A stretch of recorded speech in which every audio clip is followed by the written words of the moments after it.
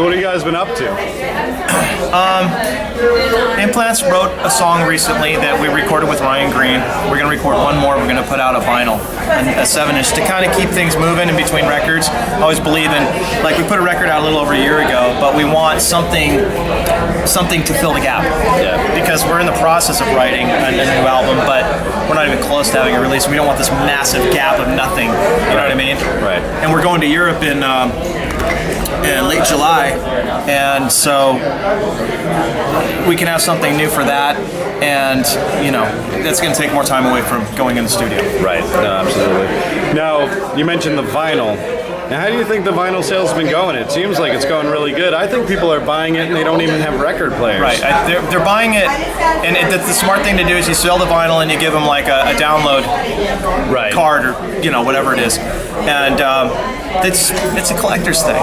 Really people like things they can hold and look at. It's a problem with today's, even CDs back in the day. People like to hold it, look at it, read it. Read the fold out. Yep. So it's just kind of giving them a piece of something that they can have. Everybody's like that, Well, that's like the real music fans. Right. The real music fans, definitely. Exactly. Now, they mentioned something about like hipsters putting out like these cassettes. I mean, what do you think about the cassette releases? I think that might be a little dated. That's pushing it. Yeah. That's pushing it. At least you can still get a turntable. Right. Try finding a cassette deck. Unless you go to a pawn shop. Right. Good luck, and it's probably going to get eaten. It's going to get destroyed because it hasn't been kept up. It hasn't been maintained. I have tape deck at home that I maintain my stuff. I'm never going to use it for anything. If anything, I'm going to use it to transfer stuff into my computer that I can't get anymore because it doesn't exist. You can't either buy it online or you can't, to try and find a CD of it's impossible. Especially old punk stuff. Right. There's a lot of old punk cassettes where bands only put their stuff out on cassette. If you want to hear it, you got to transfer it into the computer and blah blah blah. But I think that's pretty hip. It's pretentious. It is hipster. It's pretentious. Everyone's growing a beard just because. And now the beard's getting longer, and the shorts are getting shorter. But whatever, the times they are changing. That's right. I got people complain about me, and they probably still do about the way I look. So what do you guys got coming up next? Anything in the works? Right now, Danzig, working on a record. Okay. Nice. Working on a record, and it looks like next year is going to be a little busy. He's got some campaign shows that he's doing. Right. He's got a few of those coming up in the fall, and then it seems like next year is going to be a lot busier. We got a couple of little things going on here and there, but not too much this year. But next year is supposed to be really busy. Awesome. I'll find out on the internet. That's right. Yeah, the internet will tell you everything. Everything you need to know. How's it going? Going all right. Going all right. Can't complain. You guys played an awesome show today. Thank you. Now, you were the headlining cover band, if I'm not mistaken. That is correct. By default. By default. And, definitely a great show. Some of the twists that you put on the songs, I really enjoyed. Thank you. I believe you may have even played some Paula Abdul. Paula Abdul, if I'm not. You believe correctly. Yeah, awesome. Now, Uke Hunt, if you say that fast, it's really fun. I've said it 5 times fast already. You did? Now, this is a project. Tell us a little bit about that, because that's something new that you're working on. Yeah, it is. Not much to tell. Dug the name and, tried to build a band around it. And we went me and a drummer first, and then me, a drummer, and this guy, friend of ours, J-Man.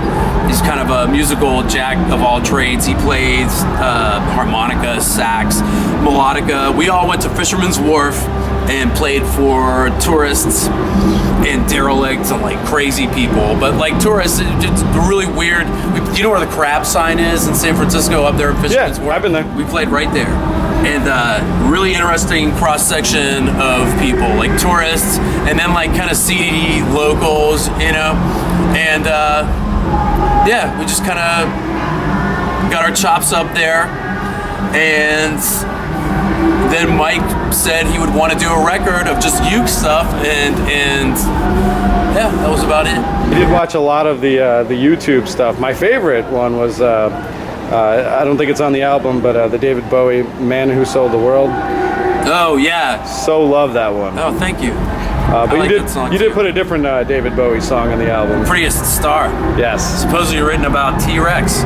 And T-Rex plays the guitar solo, I'm told.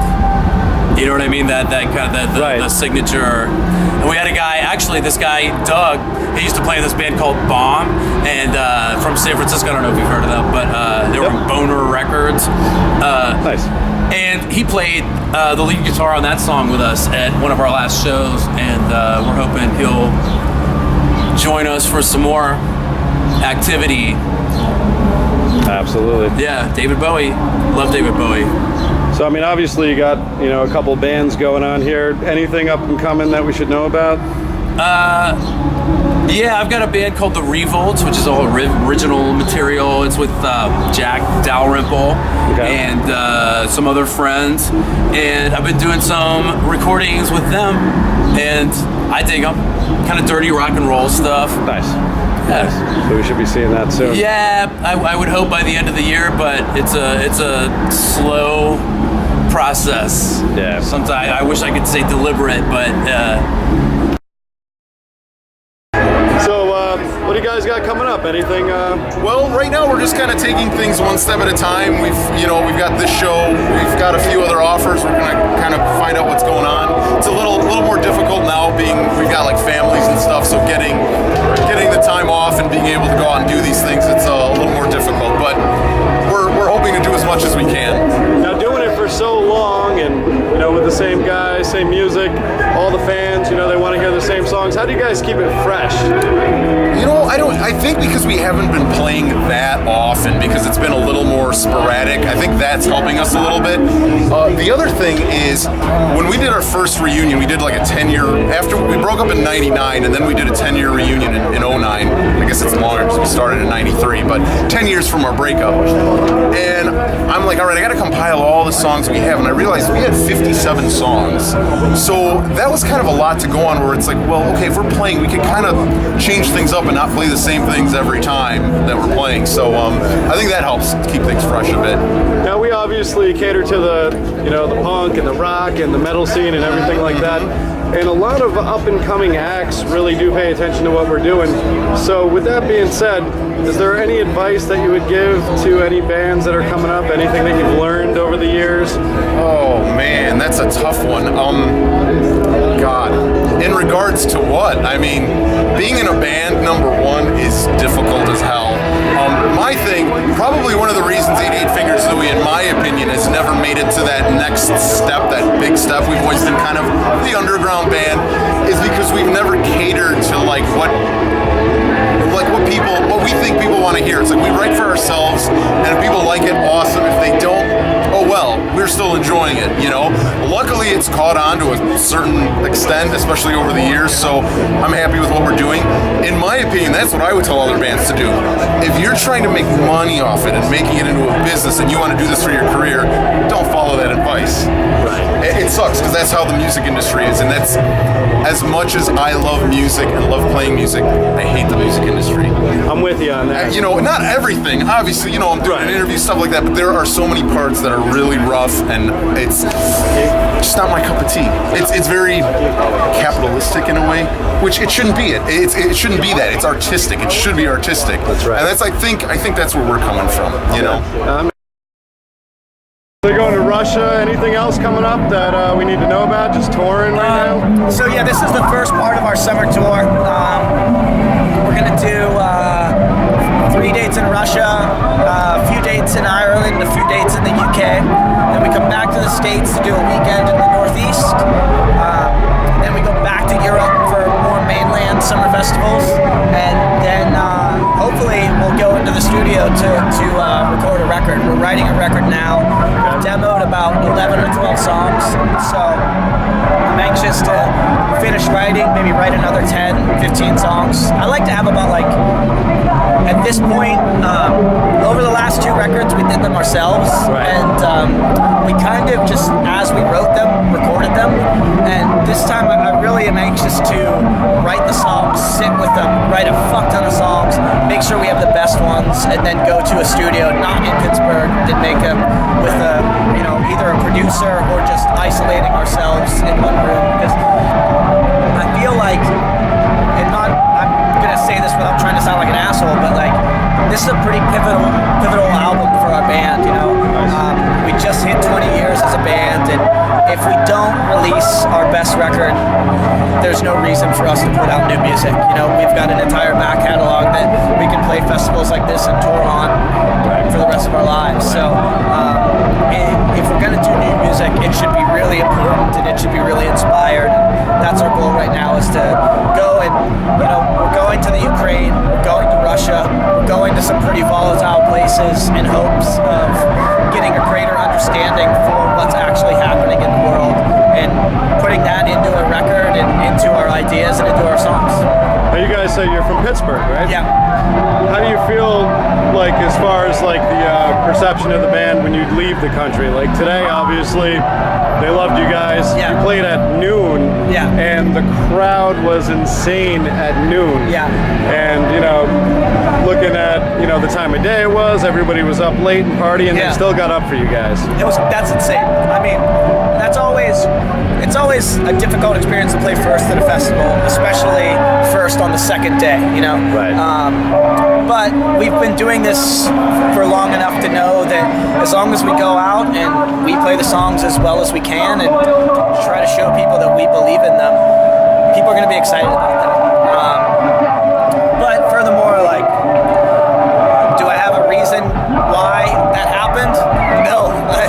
It's unbelievable to me, and I think that's why at year 20 we're still going, because things like that are still happening, and it's tremendously inspiring. Congratulations on 20 years, man. That's really, Thank you, brother. really an achievement. You know, a lot of bands can't hack it after that long. Now you mentioned like writing new music, a new album coming out. Any new direction in the songs? Any new inspirations that you'll bring into them? Yeah, it's interesting. Like, and I don't know if this is the way the record will shape up. Like I said, I want to write another batch of songs, another 10 or so. But a lot of the guitar work is different.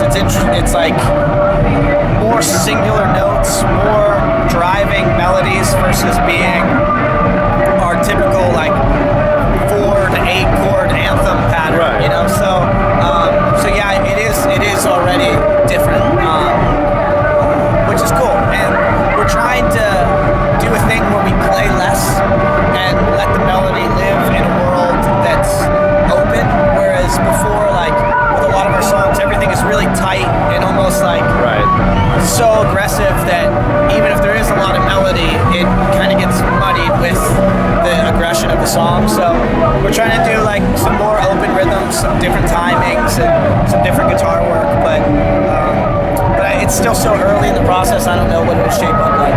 Well, it's crazy. I mean, punk rock is growing up, you know? Yeah. I mean, a lot of people Look at still... the Menzingers. Like, right, yeah. A lot of people still hit the, you know, they have the image, they got the mohawk, they got the look. But I mean, obviously you look at a guy like me, couldn't tell punk rock right away, but that's my fucking passion. Yeah. And I think that's going that way, you know, all across the board. I mean, we're getting older. We're getting older, and I think that I also think that culture as a whole is becoming, it's like everything's cyclical, and I think that we were in a pretty like few dark years for punk rock and the punk rock scene, and it seems to be coming back around mostly because people are sick of things being commercials and things being not about substance and having real sustenance. So I look forward to the resurgence of our scene and our community, because it feels a lot to me like it did in the early 2000s or even the early 90s, and you know, we're gonna have that push again where people want not just political ideology in their music, but music that has meaning, and that's always been